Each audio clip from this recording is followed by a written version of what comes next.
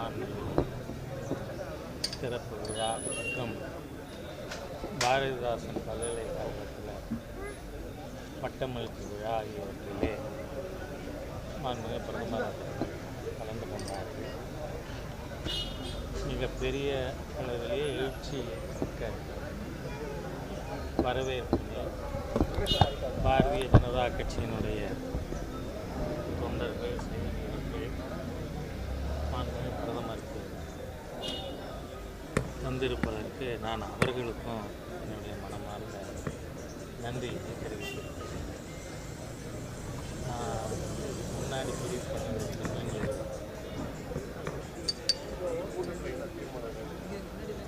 இல்லை, இந்த கூட்டமானது தேர்தல் அணுகுமுறை, பூத்து கமிட்டிக்கு என்னென்ன வேலைகள்